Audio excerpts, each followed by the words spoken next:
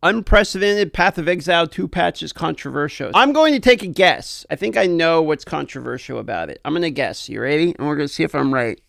The quantity nerf. Wow, do we have a lot to talk about when it comes to Path of Exile 2. We are over a month into the third edict update. It's been a month already? Wait, it's October 4th.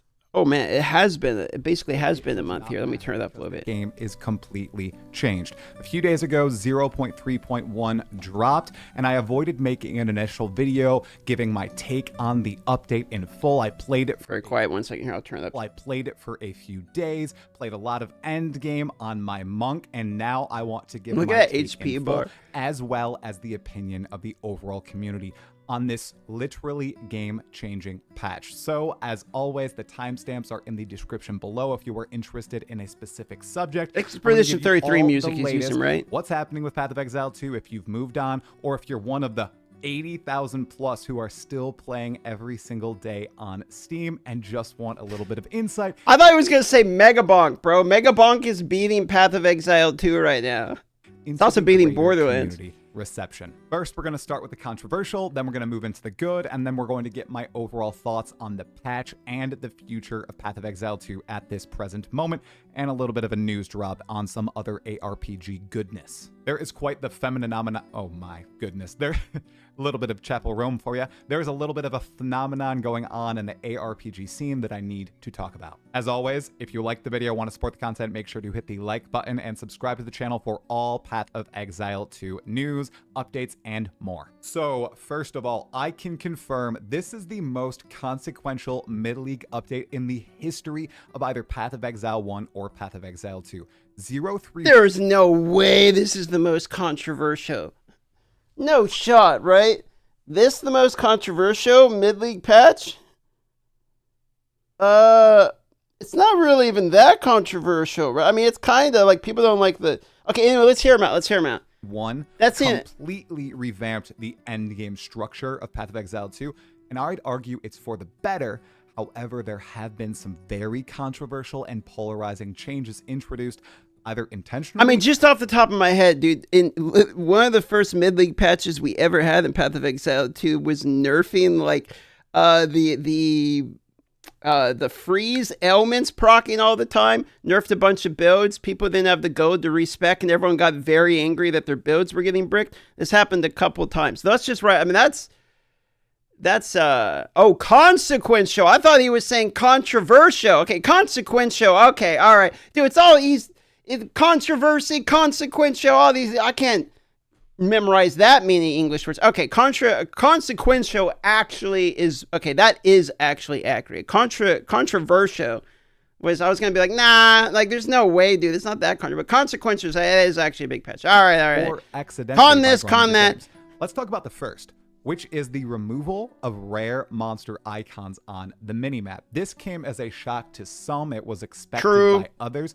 I am disappointed that Grinding Gear Games did not include it in the patch notes or put it in the video, because it was an obvious removal, and they should be upfront about big changes like this. I'm a fan of it being removed because I don't like to play the minimap. I know lots of people do like to play the minimap, and a lot of the rewards right now are still baked into the rare monsters and maps. And now you need to go back to what we were doing in early days of 0.1, hunting the rares across the map. Now, maps are a lot smaller now. The rares are a lot more joined. Oh shit, it's Mr. Fubgoon. Yo, what up, dude? Thanks for the raid. You guys are about to get the double dip a try. We watched him, watch him, and now you guys can watch me, watch him. Thanks for the raid, by the way, dude. I got a huge list of videos I'm going through. Get a shout out here. Double dipping on Try. Holy, dude. You know what? I love Try because he gives us endless videos to watch. Him and Dreamcore always have a good video on some topic that I can yap about for 2 hours. It's perfect, dude. Go look at Fub's new girlfriend. Fub is a girlfriend? Women exist? I thought girl standed for guy in real life. Chat is trolling.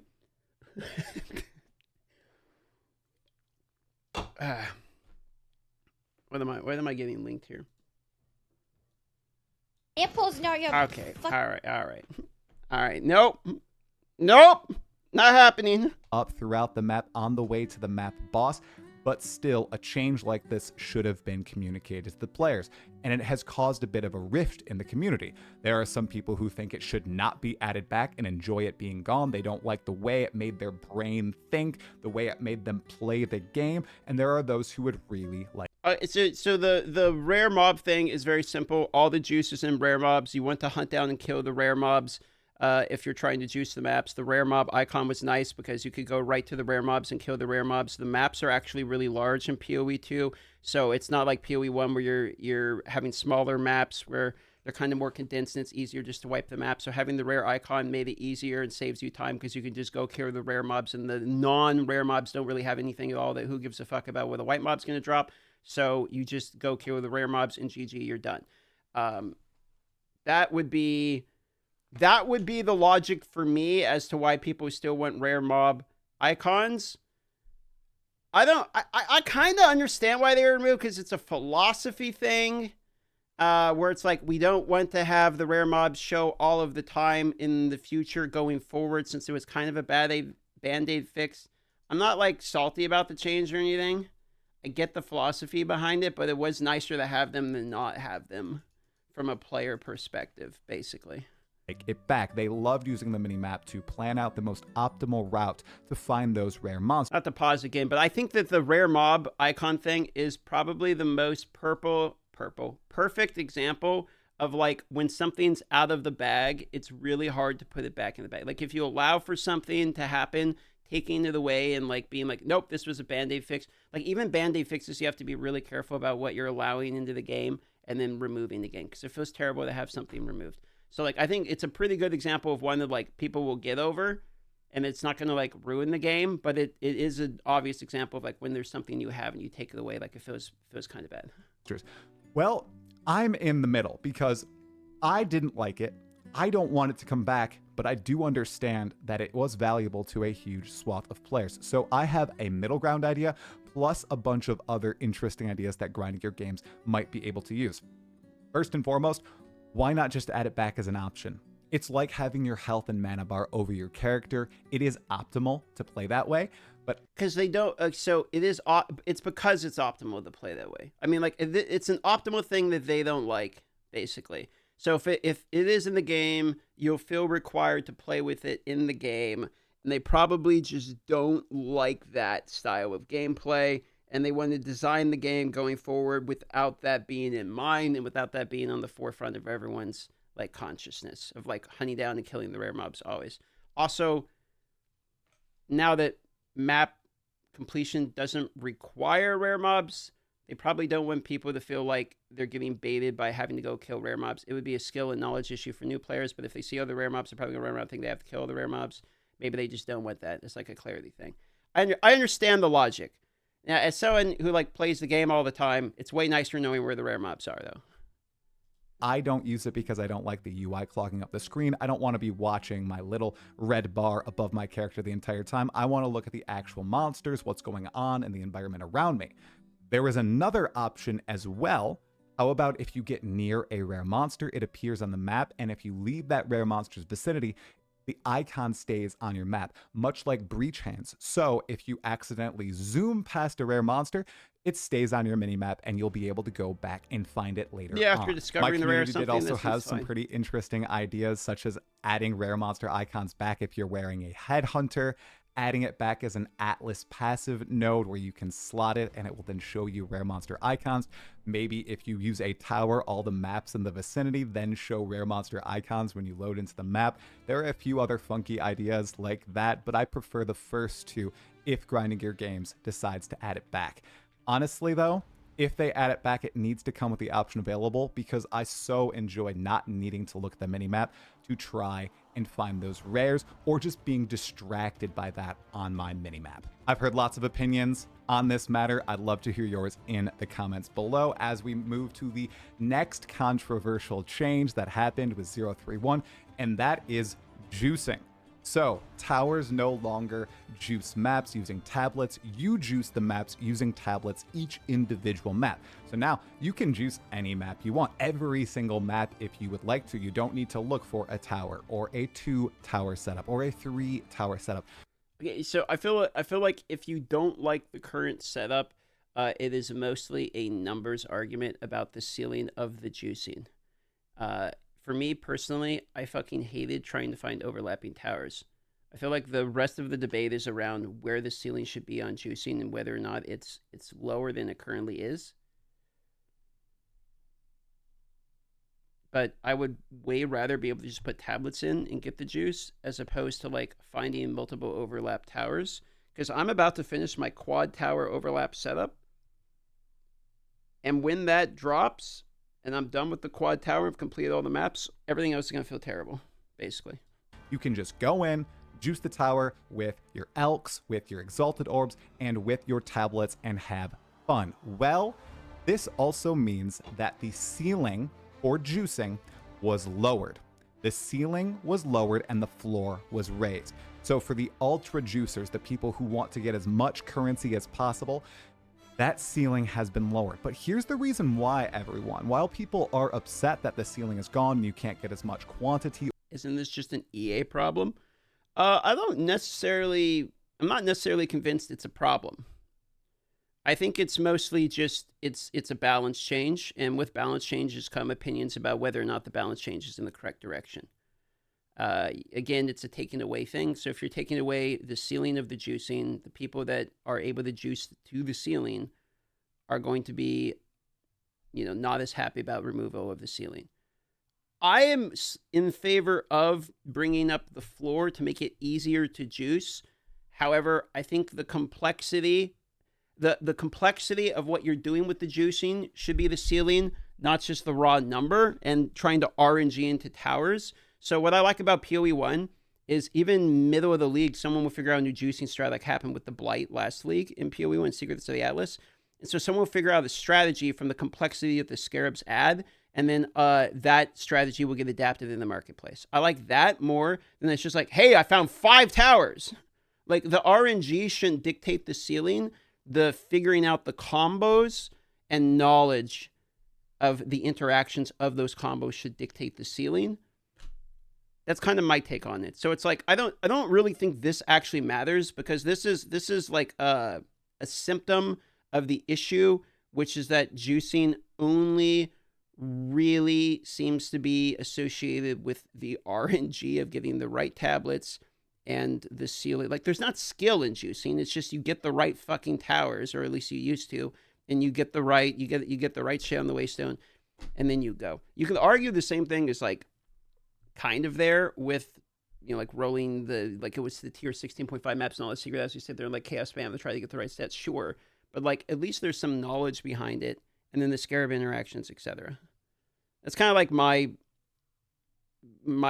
view of this whole juicing thing. It's just that juicing kind of doesn't exist in PoE 2. That's why it's like you just nerf the numbers and just only feels bad because the numbers are the only thing you have. So when you nerf the ceiling of the numbers, it just feels like it just got worse. People are also complaining that fully juiced PoE 2 is back to one portal meta like back in 0.1. Yeah, I don't know if I'm necessarily a fan of like dying and then immediately like everything gets, you lose your map either. I kind of don't like that either. TBH. It could just be a skill issue on my part, because when I really juice, a lot of times like the builds that you're running to like full clear maps are like kind of squishy by nature because they're fully offense in order to actually be able to kill the mobs that are scaling. And so you can get one shot very often, and then you add things like Headhunter and you have Shroudwalker and you teleport in sometime. Yeah, sure. I mean, maybe everyone just needs to run a 50,000 billion, health energy shield build to be able to survive that. But yeah, no, I could see the argument between being kind of annoying that you die and you lose your map for sure. I can understand that. But also on the same, as I say that though, there's a certain amount of me that likes the idea that defenses matter.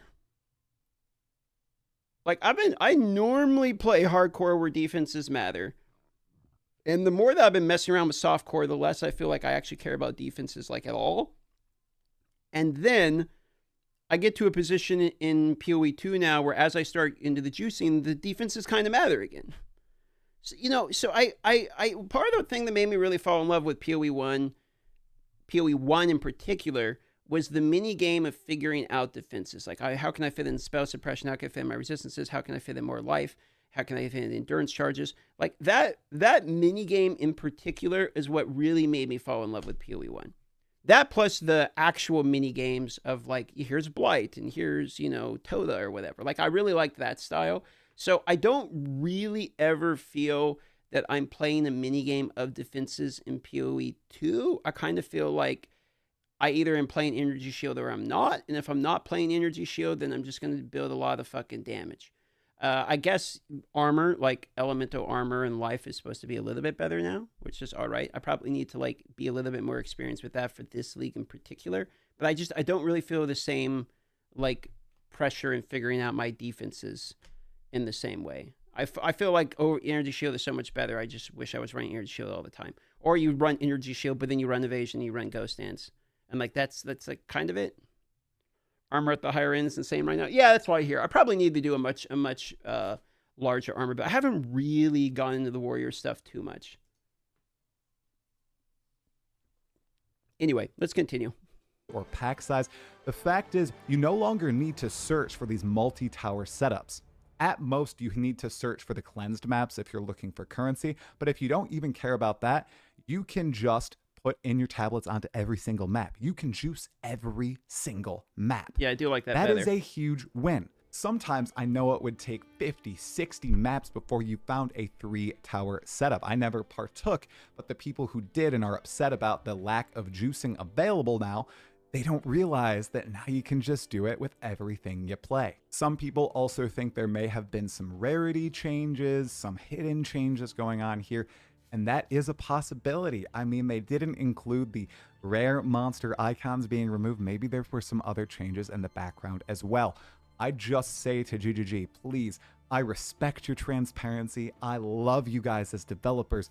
Please continue to be transparent with the audience. If you are making changes in the background, and you usually detail these changes in patch notes, I agree with them here. Everyone likes communication. Do it in every single patch. Otherwise, people are going to go rampant on the speculation here, which people are doing everywhere right now. They are hot. Is there anyone that is actually very mad about this change? I feel like most people have their opinions and takes on the patch. I don't feel like this is one where people are mad at GGG. Like, maybe, I know my chat tends to be a little bit more positive because a lot of us are real big PoE 2 enjoyers, as I am myself. But I really don't feel like this is one where people are mad at, like, there's arguments on whether or not you enjoy the patch, and juicing is kind of like a little bit of a pain in the asshole to like constantly juice the maps. Yeah, we all agree there. But like, I don't feel like there's actually like, this doesn't feel like a huge deal to me. To go. As for me on the juicing change, it's just a positive. Just elking and going, or just like I said, flinging stuff in the map device and playing is better than ever before. So I am a huge fan. Feels like a band-aid to the fact the in-game in Jimro is very bland. The monolith system is more fun in LE. I personally do not like the corruption system at all. I don't like infinite progressing in games like that as a core concept, unless it's a side thing like Delve. That's just how I feel about those types of things. Like the pit system in Diablo 4 bores me to fuck. Okay.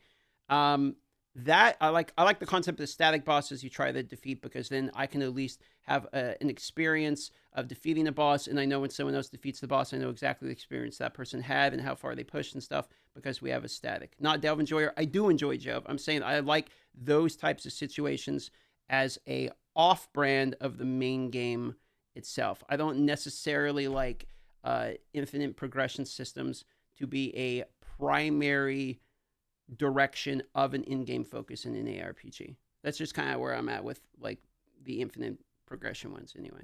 In terms of a Band-Aid fix, I would say, yeah, it is a Band-Aid fix. I don't think they expect this patch to be a solution for the in-game, because the in-game, in my opinion, is just not done yet. And I don't, it's not really even an opinion. That's just a fact. Like, they know that. They've said that. They developed it in like 3 months. It's nowhere near completed, basically. Of how the end game has changed here.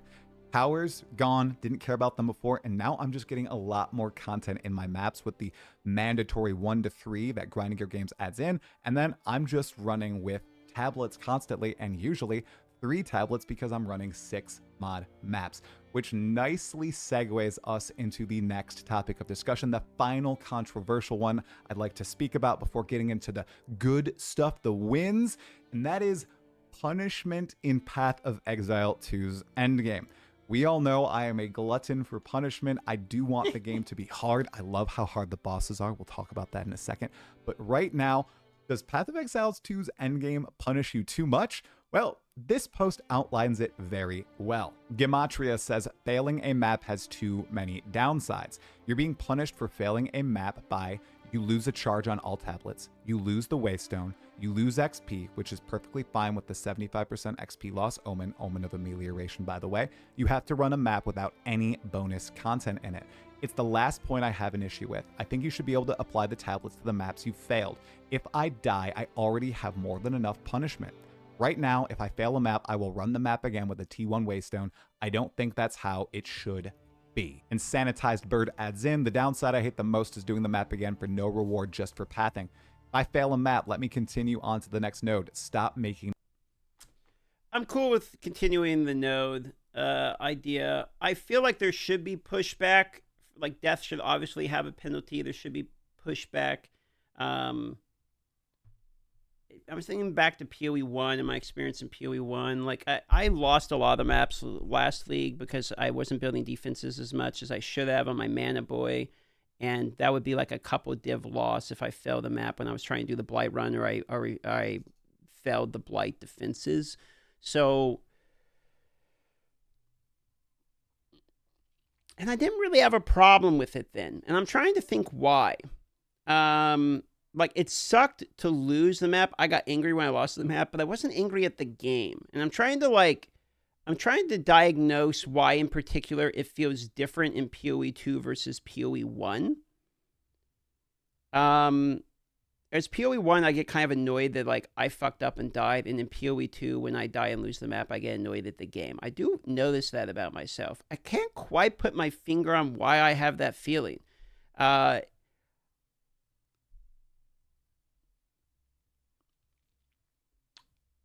Something about it makes me want to say it's the pacing, but I mean, honestly, the maps can be pretty fucking fast at these points.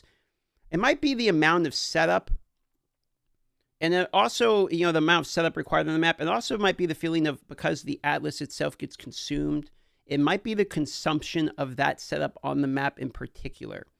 It does feel double punishing because you do lose both the currency spent on building the map out, and it can be a couple div for a Waystone, as well as you lose the actual position and juicing of it on the map, which used to be calculated by the towers. It might feel a little different now as tower juicing has been removed, and so I might feel a little bit differently about actually losing the map placement itself.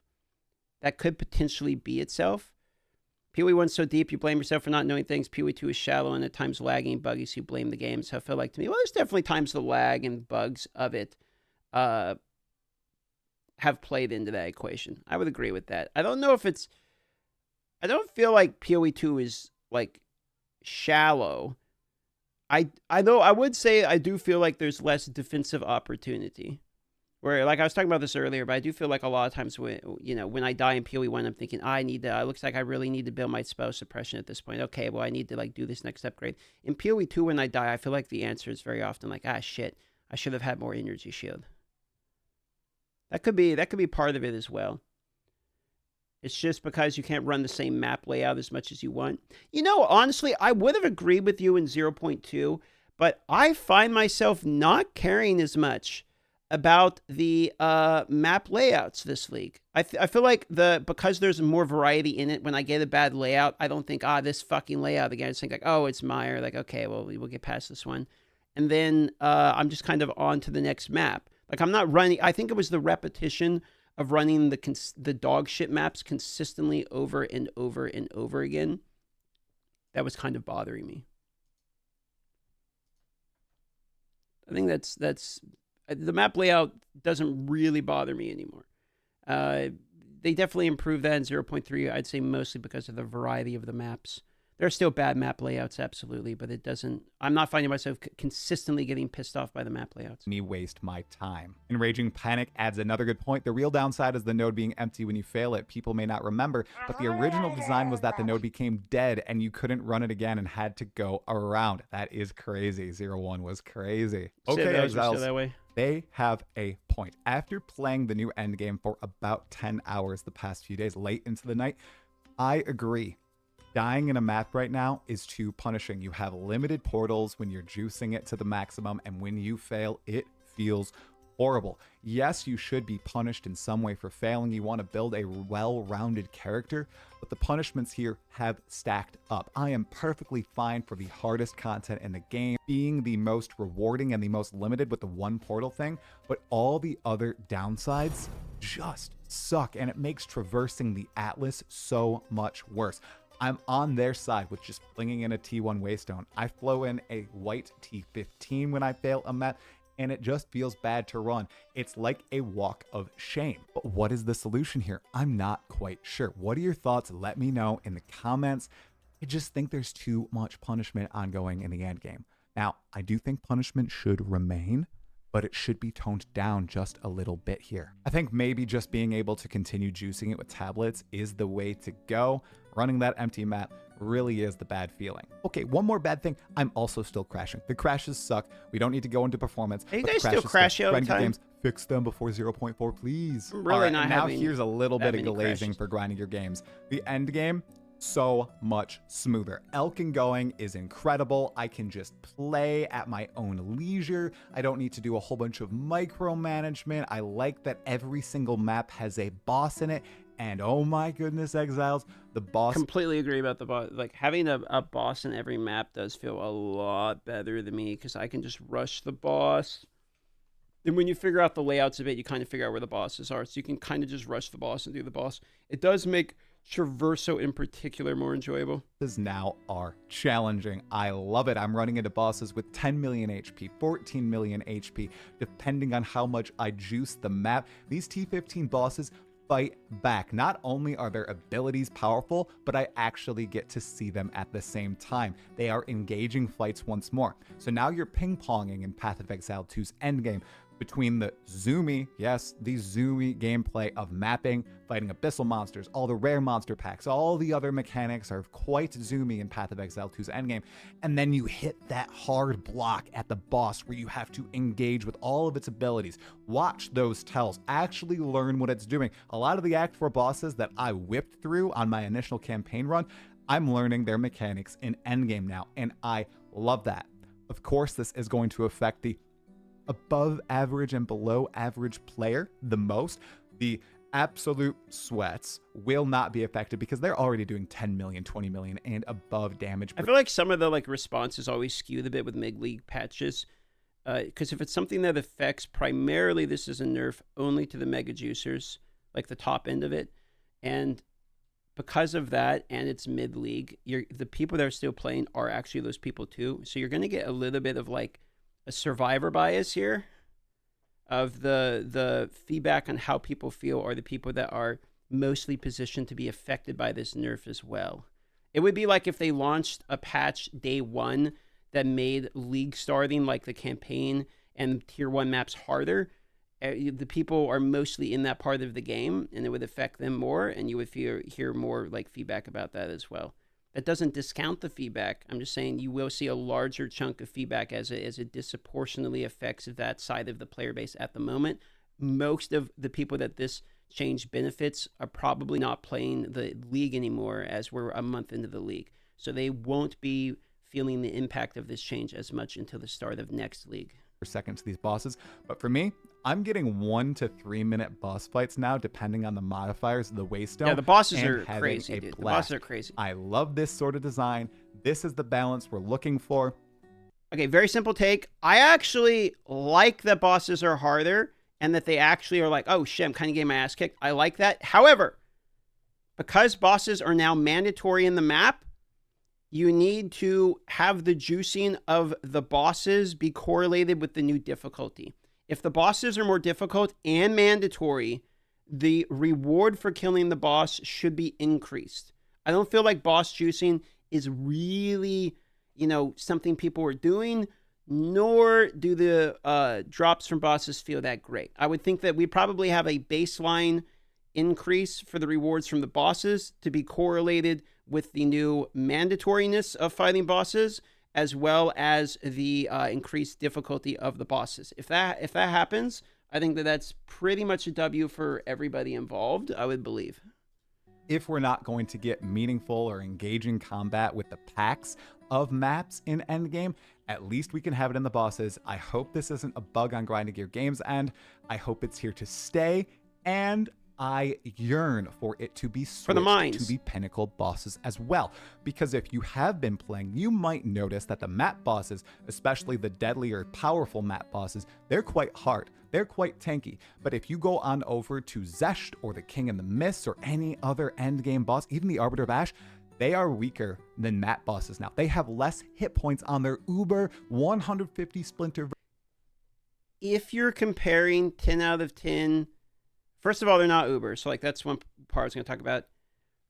If you're comparing the 10 out of 10 Atlas Tree buffed map versus like a low tier Zesht or something, yes, this is true. Otherwise, I don't really feel this way. I guess we'd have to do a direct comparison because I believe it's like 30 million HP.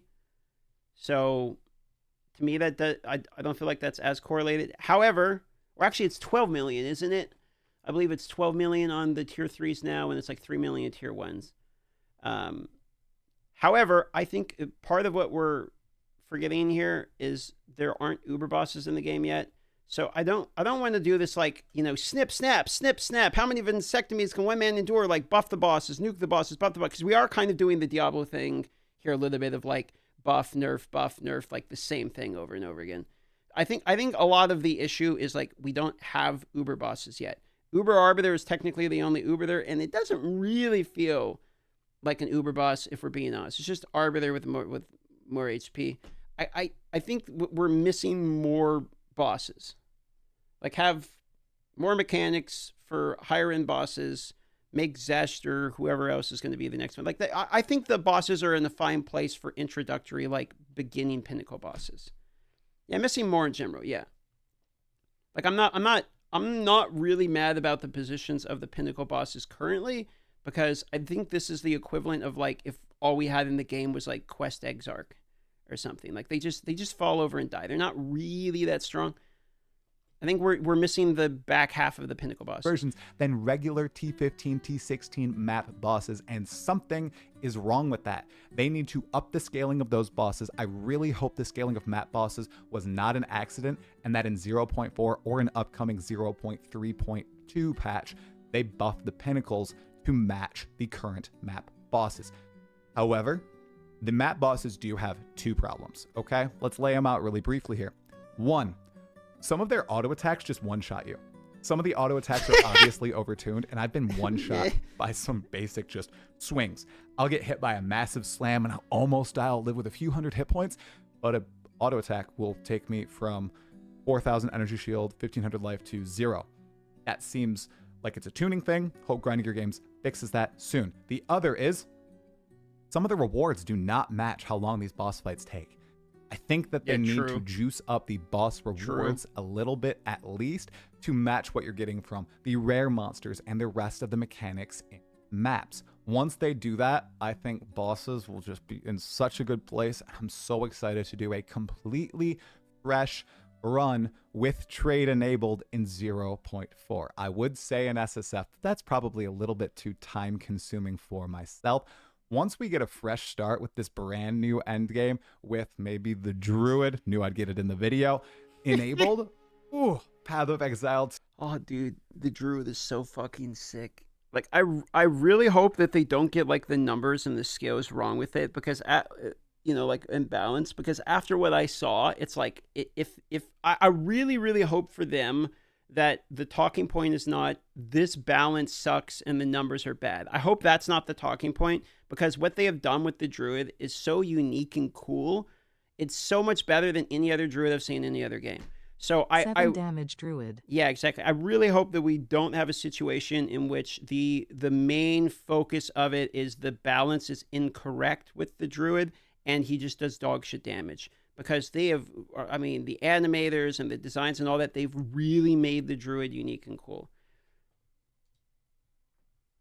2 is going to be in such a seriously ridiculously good state. Now, I would be remiss if I did not say that all these opinions are colored by me playing an Invoker, Ice Strike, Hollow Palm Technique Monk. I'm chilling monsters, I'm freezing monsters, I'm having a blast doing it. I am in melee a lot of the time. Some of the bosses, yes, are frustrating in melee range, but I'm still having a blast.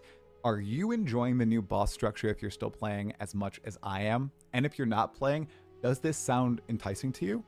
Do you look forward to actually battling the bosses and having them being a meaningful part of the game again in Endgame? If you played during week 1, you might have had a very similar experience to myself, where you get to Endgame, you're on a decently good build, and the map bosses last 5 seconds, 10 seconds. The fights are sometimes shorter than the campaign versions of those bosses. That doesn't appear to be the case anymore, especially in tier 15 maps. They're definitely I think that's one of the best things, is now there is a clear distinction between tier 1 bosses and tier 15 bosses, and there's an even a bigger gap between the powerful map bosses and the regular map bosses as well. There's quite this chain of progression that you can go along to fight bigger and better bosses, which is something that Path of Exile 2 prided itself in and completely fell off by the time you hit Endgame on any mediocre build. Speaking of something that didn't fall off too sharply, look at these player numbers for Path of Exile 2 0.3 over a month into the league.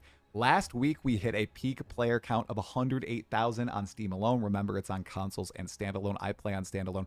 And today, 78,000 peak on a Thursday morning. That is utterly ridiculous. Path of Exile 2. And it was on a 3-day weekend, because wasn't that Labor Day also on top of the free to play weekend too? Yeah, I mean, they're pretty solid numbers. Honestly, it wasn't crazy numbers. Let me be real. It wasn't insane numbers. For as much content as was released in this one, and for the free to play weekend, I was thinking maybe it'd be 4 or 5. However, China did get removed out of Steam. They have their own server now, and they didn't really advertise the free to play that much.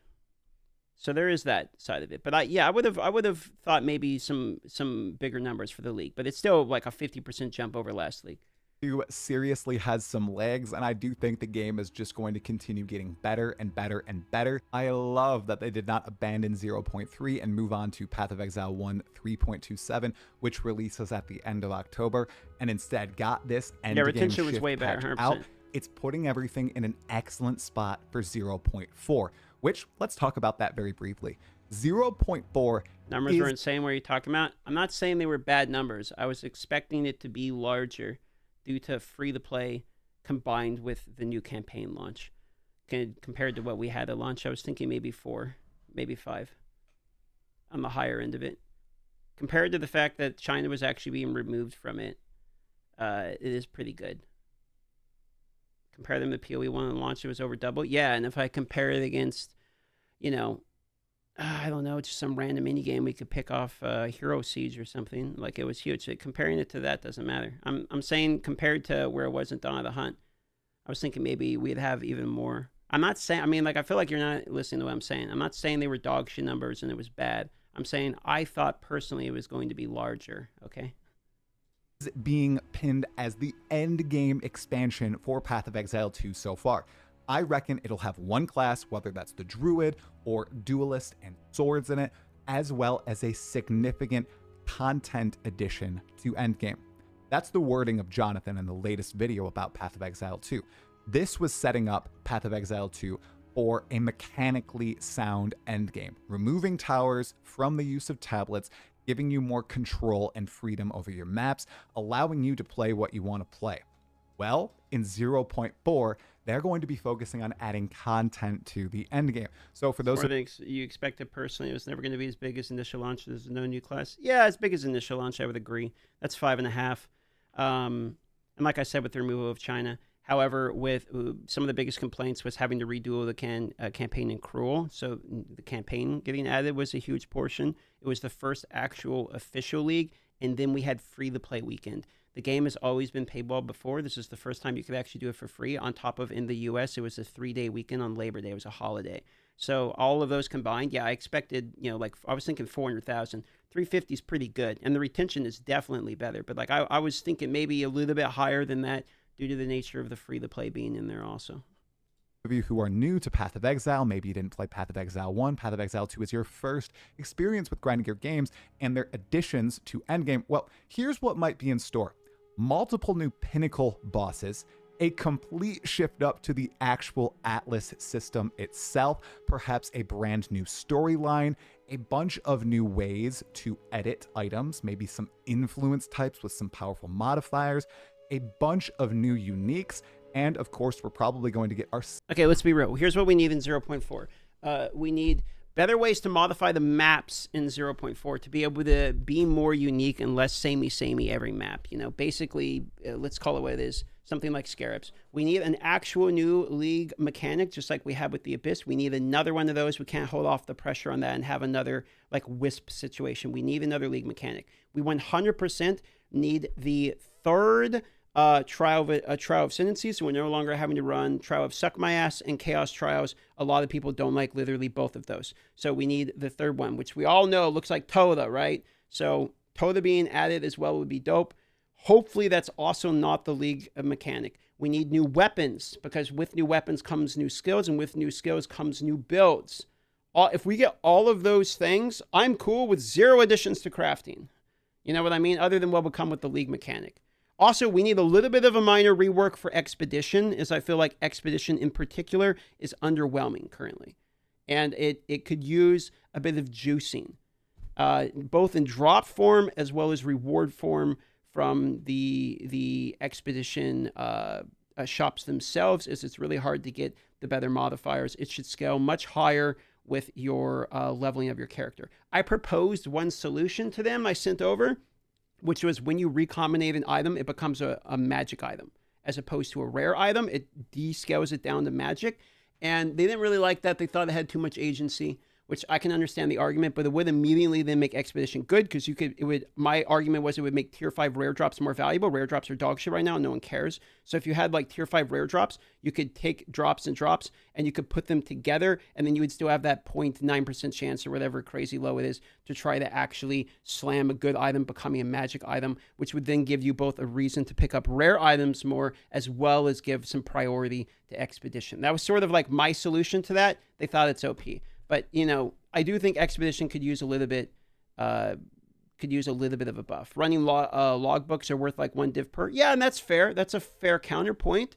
However, you have to keep in mind that what you have to do to get the logbook in the first place, and then the mechanic itself, outside of the unique map aspect of it, within the map itself is like somewhat unrewarding, and you're mostly doing it to receive the Expedition fragments, and then those fragments aren't really utilized in any meaningful manner. Same thing with the logbooks. Like right now, go look at how many of those Expedition fragments you're getting, like the Order artifacts, etc. Go look at those artifacts and then tell me how much value they actually are in the market. They're basically worth fucking nothing, because all of the value is coming from splinters, because Oroth is one of the only pinnacle bosses that actually has good drops. So the reason you're running the maps, maybe you'll get the odd currency piece and drop, but you're mostly running it to get splinters, which are worth a lot, because the flask is like 12 div, and there's some other jewels and shit like that, and lineage support, etc. that can drop from him. So like, just that's kind of the reason they're valuable, right? Second official league mechanic for Path of Exile 2. Something similar to Abyss. That's going to be great. However, none of those things are what I'm truly excited for this 0.4 patch. I think the biggest problem with Path of Exile 2's endgame specifically right now are the Atlas passive trees. They are not fun. They are not interesting. Yes. The way you progress through them is boring. Agreed. They need to fix Atlas progression. I'm glad people start talking about this, because I started talking about this at the beginning of 0.3 with my feedback video about like currently I think the actual biggest issue is the Atlas tree, and people really aren't talking about this. They're glossing over this and talking about towers, etc., which is true, and I'm glad it got fixed. But I actually believe the Atlas tree in particular is a large is a large part of the reason the in-game does feel underwhelming as well. And that feedback has definitely been sent by myself and others to GGG. So I'm sure they're not only aware of how people feel about this, but I would assume they agree. And alongside that, make the Atlas passive trees exciting. Those two are bonded together. Once one is in a good spot, the other will be, and the systems just feed off each other. It's such a good loop. It's like that way in Path of Exile 1, you guys. Once those systems are good, oh, the end game is going to feel even better. That's what I think they're going to focus on for 0.4. Making each of the Atlas passive trees for Breach, for Abyss. I'm sure Abyss will get one. All exciting alongside the general Atlas passive tree. Yes, the new Pinnacle boss will probably be cool and all, so will the Druid, but the Atlas passives, that's where the true fun resides. Is that something you're looking forward to, or am I just crazy? Okay, shifting away from Path of Exile 2 for a second and talking more about general ARPG goodness. This is the... Oh yeah, the last Epoch thing. We're going to talk about this in a moment. There's actually a video that got posted. I wanted to see what Aaron Action RPG's take on this was, because he's basically the last Epoch main. That's pretty much all he know-lifes. And he's pretty balls deep in the game. So I wanted to see his take on the situation as well. We're going to watch that next. I was talking about earlier in the video. EHG has come out and said that their first expansion after Season 4, after Season 5, might be a paid one. Similar to how Diablo 4 is also going to have a paid expansion coming out next year as well. In the case of Last Epoch, it's because Season 1, Season 2, and Season 3 were not profitable for EHG, and this also led to Craft on... This was crazy to me to find out. I can't believe that they have not been profitable at all. That's like actually kind of wild to me. Their development costs must have been way higher than I assumed. They said in there, one of the things I did read is they said they like actually pay a livable wage, etc., which is respectable. But yeah, that's kind of a bummer that you can do all that. I think a lot of this. Anyway, I'll talk about this in a moment. But I think a lot of this comes down to their MTX shop is quite bad, to be honest. Buying them out for $98 million. For Blizzard, well, they're just going to have you pay for all the big good stuff. Now, what this is going to do is put Path of Exile 1 and Path of Exile 2 in unique positions, as most likely being the only non-pay-to-win games on the market in the RPG genre that are also free. Honestly, it is sad to see the other ARPGs faltering a little bit, while Path of Exile 1 and Path of Exile 2 seem to be on a spree. But as someone who does prefer both of these games to the alternatives right now, it makes me a little happy that Grinding Gear Games does seem to be balling out at the end of 2025 going into 2026. I sincerely hope with 3.27 at the end of October, either on Halloween or 1 week before, and with Path of Exile 2 0.4 expansion in December, I don't end up eating my words. I really hope they are both phenomenal. There we have it, everyone. So is Path of Exile 2 0.31 expansion patch any good? Let me know in the comments below. And as always, thank you so much for watching. If you'd like to support the channel, the best thing you can do is leave a comment, like the video, subscribe with the bell on, and watch another video on screen right now. It might be a live stream, it might be one of my Still Sane podcast episodes, maybe even one of those crazy shorts I've been putting out. Anyways, thank you so much for watching. That's a good topic. I'll see you in the next one. Make sure to stay sane and have fun. He always has, he's a good YouTuber because he always has a way of like bringing up the right topics and kind of like just giving both sides of it, etc. At least gives you something to kind of sit there and chat about. I don't really feel like this patch was particularly mega controversial. The only real two mega, not even mega, but the only two minor, I would say actually, we use the reverse of this. The minor controversies in here is the removal of the rares, which there's some arguments to like, I understand that, even though I might preference it the other way. And the fact that the juicing top end has been lowered, which I think the big issue there isn't so much the top end being lowered, but the rest of the in-game development of the juicing is not out yet. And I would argue the bigger issue currently with the in-game juicing isn't even the ceiling of it. However, it is the process in which you have to go through to get to the ceiling of taking the waystone, you know, slamming it, rarity chaosing it, doing the, or, you know, pack chaosing, whatever version of modifier you're going to do. then doing the prefix, with the vertebrae slam, and then unveiling it, and then deliriousing it, and then putting it in with the tablets. That is the more annoying part to me, for the Endgame in particular.